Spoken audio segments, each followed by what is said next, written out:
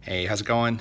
I want to do a quick video on probably the hardest thing I have to do in this floor, which is cut a little tiny piece of wood. You wouldn't think a little piece of wood would be so hard, but it is so difficult to cut something very small. So here's where I'm at. I'm putting this grate into the floor. This is a flush mounted grate. This is all white oak. If I take the grate out, you can kind of see a little bit stiff still. It's been a humid day. So there's the air coming out on, I guess that's the return side.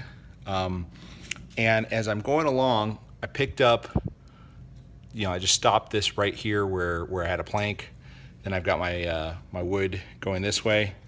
Then I get to the end here, and suddenly I have a piece missing in order to be able to pick back up with another piece running all the way across. So how do you cut a little tiny piece like that? And on top of that, it's hard enough to just cut that the right size, but I need to cut it so that this side is actually a little inserting tongue here. So I need to have it with a groove here for accepting this side, a groove here, a tongue here, and a tongue here. That's not easy. That is not easy, folks. So I want to show you the tool I used. I'm not going to go into crazy detail on how to do it because I'll be honest, if you have the skill to be able to do something like that, you probably are more interested in just what tool and the basics. This is not something you can just pick up and like apply across the board. You'd have to have a little experience of woodworking to do this. But first, what I did is I took a piece of wood like this and I cut it down to size. When you mark this, I recommend holding the piece right up against the groove. That way you can exactly mark how wide it needs to be. And you also need to compensate for which side you're gonna cut on, which side is gonna have the curve, so that only this little strip of wood's remaining. Same concept when I went on this side. I actually marked it the same way, held it down right here, marked the position, and even then I was a tiny bit off, probably a millimeter off. So you end up with a block, and what I kept was I kept the tongue sides. So I kept the tongue here and here. So I just cut this little corner. So I have a tongue on this side and a tongue on that side for running the floor. And I'm going to cut the grooves because the grooves are actually, or I don't know what you call it, the slot, whatever you want to call it. It's a lot easier to cut that than cut the tongue. The tongue requires two blades and you have to be correctly positioned.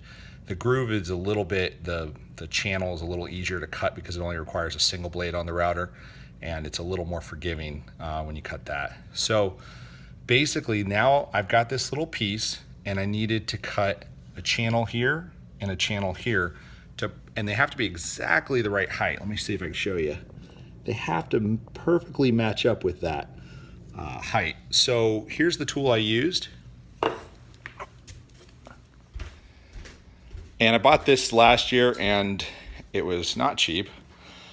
This is the Festool CMS-OF system. And for cutting the section down the router, that's not so hard. What I like about this particular tool is the safety. So when you go to cut a piece in here, I'll show you here, everything's so much harder one-handed. So there you go. When you go to cut your little piece in here, what's really nice is their safety system in here. So this holds the wood up against the fence. This holds the wood down. And then this is stupid, but this piece doesn't come with it. I'm not sure why Festool does that.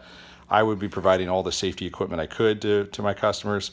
This tool costs like 6 cents or whatever to make, and the router is really expensive. So, but basically you push it through back there and you make your first channel.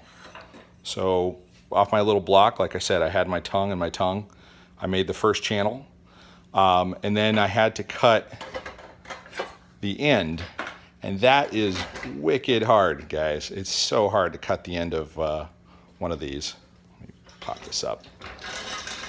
So one thing this comes with, if you buy the fancier smancier version, is it comes with a slide. And you wouldn't think you need this giant slide to cut one little tiny piece of wood, but you can't hold this and come across. I mean, unless you're just amazing. Plus, there's a lot of risk there because you're holding something, there's a spinning blade, everything is just super dangerous. So if you're gonna do any of this at home, read the instructions, watch the official video, but basically this coping sled, and this is an extra piece of flooring. I anchored them together, secured them properly, and then came across, and it allowed you to have a really clean, nice, safe cut. And then on top of that, just to help with the safety element, I kept this fence piece in place. So when I push through it, it holds it down, keeps everything very, very stable. And that's how I cut that channel. And then the other one, obviously I cut there. And then you can put this piece in, and a couple little taps here. Gentle, obviously. You don't want to snug it up too much and have the little vent not operate. And I might snug it up a little more here in a minute. But just for TV here. And it's nearly impossible to do one-handed. All right, so then you have your little tiny piece in there. That is probably the hardest piece in this entire floor to cut. Other than leveling the floor, that was a lot of work, but try an easy feat. That's a really expensive router. I built my own router table before, and I couldn't do the sort of things that I can do with this thing out of the box. I definitely recommend that Festool system. Just, you know, fabulous system. The fact that it's portable, the fact that it pulls dust, that's all just bonuses. But just the precision that you can get to is crazy. So hopefully that helps somebody out if they're on the fence about the Festool CMS router table thing. So good luck.